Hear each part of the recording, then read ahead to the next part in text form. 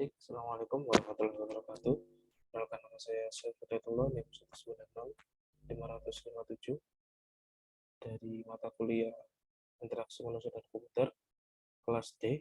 Di sini saya akan menjelaskan mengenai 17 prinsip UI UX, diantaranya yaitu ada user compatibility, product compatibility, task compatibility, workflow compatibility, consistency, simplicity, familiarity, control, what you see is what you get, responsive, robustness, invisible technology, protection, flexibility, ease of learning, ease of use, dan direct manipulation. Pada website turnitin.com, di sini sudah ada website www.turnitin.com. Nah, untuk yang pertama yaitu review nomor satu yaitu user compatibility atau kebutuhan user. Untuk kebutuhan user sendiri di sini terdapat pada create account, di mana jika kita create account untuk kebutuhan user kita diberikan pilihan yaitu 3 pilihan. Yang pertama pilihan menjadi student, yang kedua pilihan teaching assistant, dan yang ketiga menjadi instructor atau instruktur. Dan jika kita memilih student, maka di sini kita bisa menambahkan kelas ID dan kelas enrollment key. Kemudian kita bisa menambahkan first name atau nama pertama dan last name, nama terakhir. Dan kita bisa menambahkan email yang kita gunakan, kemudian kita menduplikat email yang kita gunakan, kemudian kita bisa mendeklarasi password. Setelah itu kita bisa memilih secret question. Ini sebenarnya choice saja, bisa dipilih atau bisa tidak. Kemudian kita di sini juga ada CAPTCHA. Setelah CAPTCHA I'm not a robot, kemudian kita bisa klik I agree to create profile. Seperti itu untuk register jika kita memilih student. Karena jika kita memilih teaching assistant, atau di sini bisa disingkat dengan TA, maka akan muncul seperti ini di primary instructor for the account. Nah, seperti ini ada beberapa deklarasi jika kita menjadi TA atau teaching assistant seperti itu. Kemudian jika kita memilih instructor,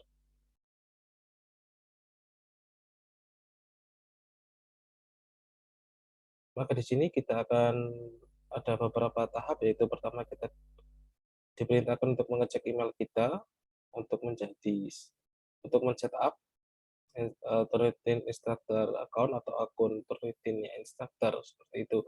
Sampai di sini ada 7 step. Jika sudah semua maka bisa digunakan untuk login ke instructor. Nah, untuk instructor sendiri di sini instructor bisa membuat kelas di mana nanti kelasnya akan bisa di-join oleh student seperti itu. Kemudian yang kedua yaitu mengenai product compatibility atau tujuan pembuatan. Nah, untuk product compatibility pada website Turnitin itu sudah ada pada di homepage. Di sini ada beberapa pilihan, yaitu di sini yang paling utama yaitu di sini di produk. Nah, di sini ada originality, grand scope, item ticket, similarity, feedback studio. Kemudian di bawah homepage juga terdapat produk dan penjelasan produk seperti ini. Nah, feedback studio, Gradescape, Hidden originality, Hidden similarity, Hidden ticket, revision assistant seperti itu. Jadi kita akan mendapatkan originalitas data atau originalitas dokumen yang kita upload, kemudian ada similarity dari Turnitin, kemudian ada feedback studio, yaitu feedback dari Turnitinnya sendiri seperti itu. Ini untuk produk dari Turnitin. Jadi untuk Turnitin sendiri nantinya produknya berupa 5 seperti ini, 5 bagian.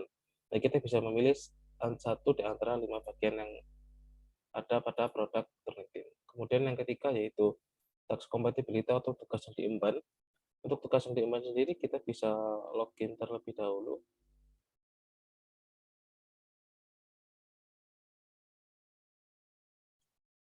Di sini saya sudah membuat akun Turnitin dengan email pribadi saya.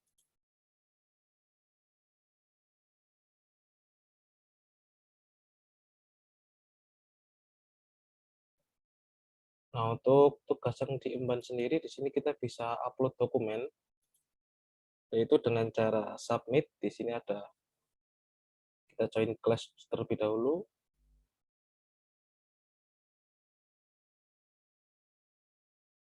Nah, kemudian di sini ada menu, ada homepage class atau class homepage. Di sini ada menu submit. Nah, di submit ini kita akan upload dokumen, baik itu berupa format doc ataupun format PDF, yang mana nantinya kita akan gunakan untuk mengecek plagiasi dari dokumen kita. Kemudian untuk workflow sendiri atau urutan kerja, workflow compatibility, urutan kerja sendiri kita bisa submit. Kita klik submit, kemudian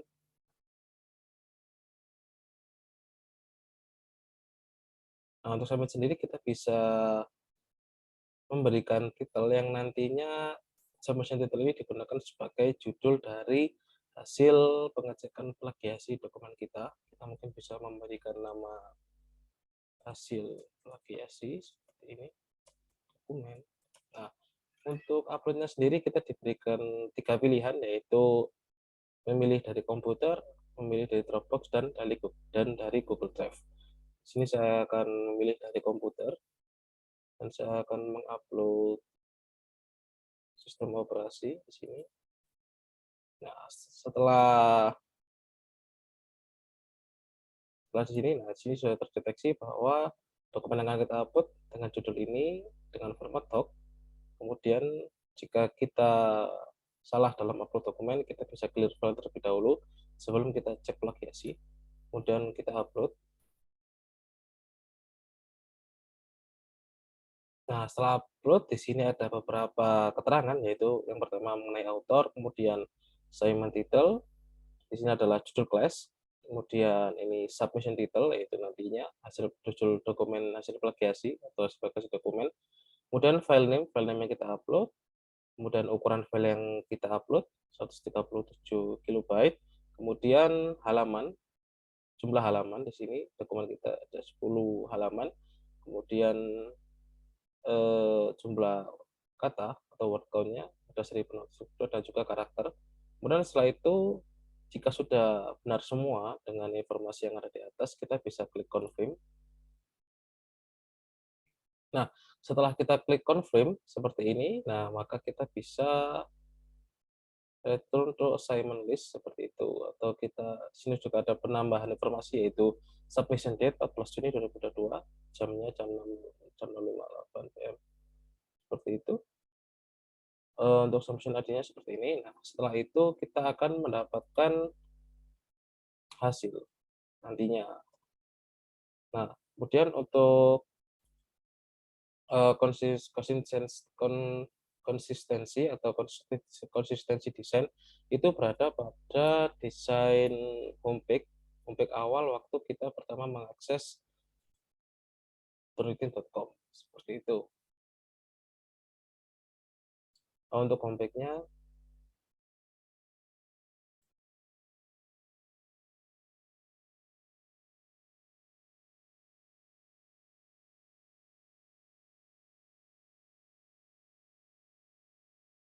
nah untuk homepage-nya sendiri konsistensinya berada pada homepage Turnitin, yaitu yang pertama di sini ada status success star here, di sini untuk ukuran gambar dan judul, dan kemudian deskripsi singkat seperti ini fontnya. Dan jika kita bandingkan dengan yang bawah, sama, yaitu dengan ukuran gambar seperti ini, dan juga judulnya besar fontnya, kemudian deskripsi singkat seperti itu. Juga ada beberapa konsistensi pada customer stories di sini. Untuk konsistensi gambar, kemudian di sini ada cuplikan video atau kita play artikelnya seperti itu. Kemudian di sini ada konsistensi pada button what's their story, di sini ada untuk konsistensinya itu dengan warna hijau muda. Kemudian untuk yang di what's new juga ada konsistensi, yaitu mengenai ukuran gambar dan juga judul, kemudian deskripsi singkat.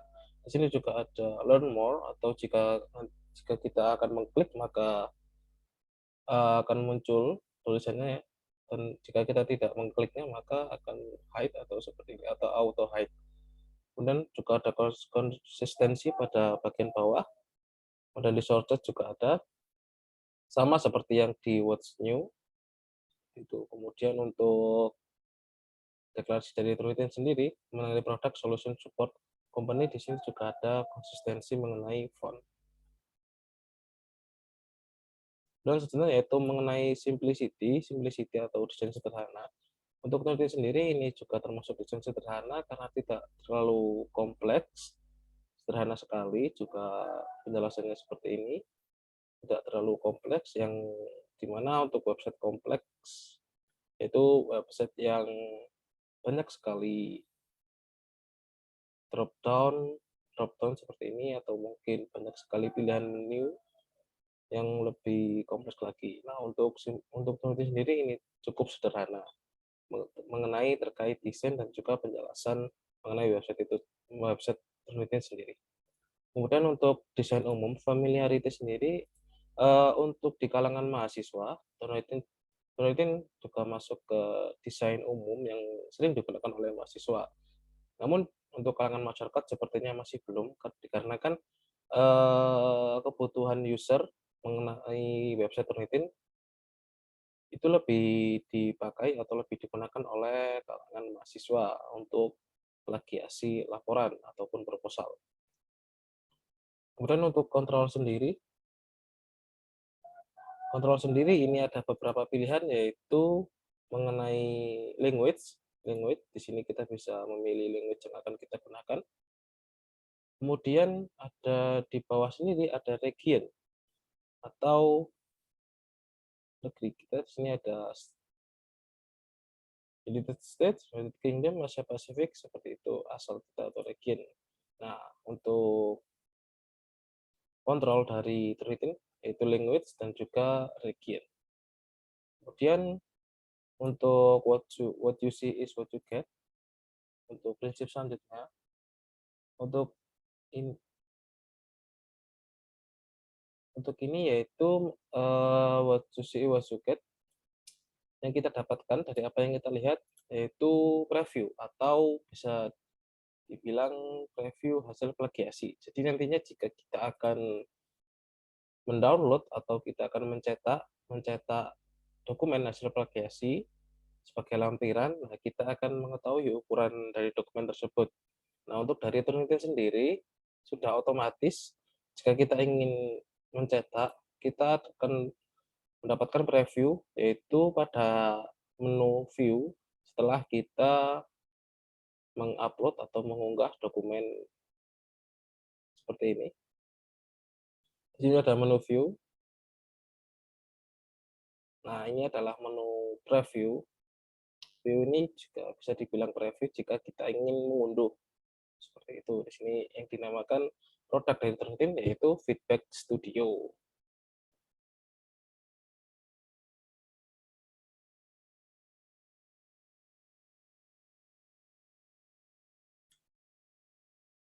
Nah, di sini sudah ada judul dari dokumen plagiasi kita, cek plagiarism. Nah, di sini kita bisa melihat ukurannya seperti ini. Ini sudah sesuai dengan ukuran dokumen yang kita upload. Jadi untuk hasil Turnitin sendiri tidak hasilnya tidak acak, tapi menyesuaikan dokumen.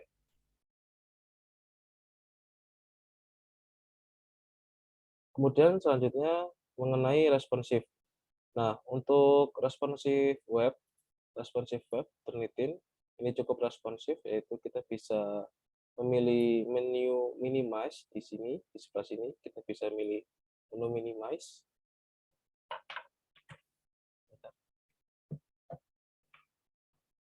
Kita bisa pilih menu minimize di sini, yang dimana kita tujukan untuk mengecek apakah website Turnitin ini responsif. Nah, jika saya klik minimize, maka di sini Turnitin akan merubah tampilan website sesuai dengan ukuran dari browser seperti itu. Di sini ada scroll up dan scroll down, kemudian ada scroll left dan right. Jika kita maximize, maka akan menyesuaikan kembali atau dengan ukuran 100%.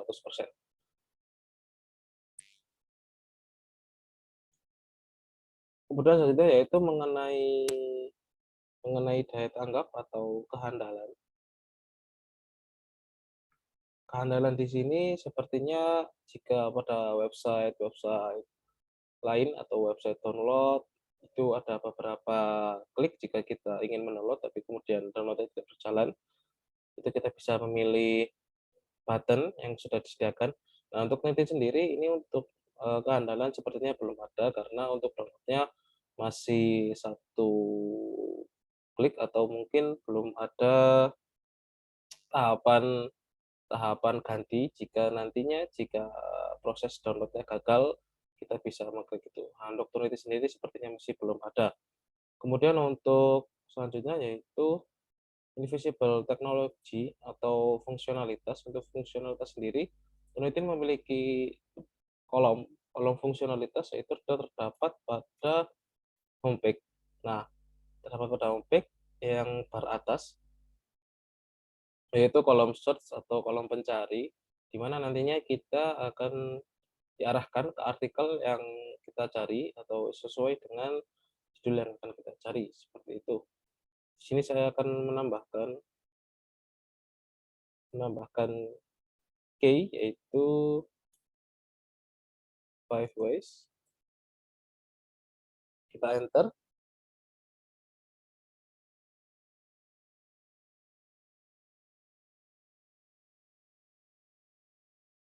Nah, untuk 5 ways sendiri di sini dengan kolom pencari 5 ways dengan language-nya Inggris. Di sini kita akan diarahkan ke artikel atau ke blog dengan 5 ways Turnitin Feedback Studio can treat the templates of grading. Seperti itu untuk fungsionalitas dari website Turnitin. Kemudian untuk protection sendiri,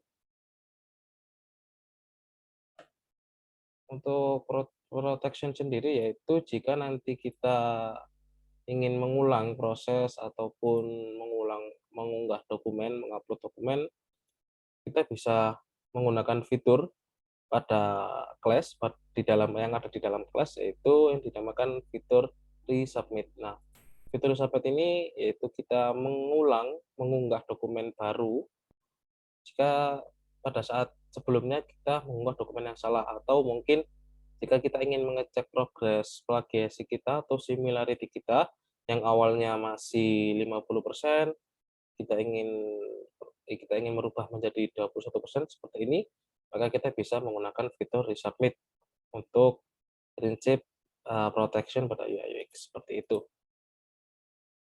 Dan untuk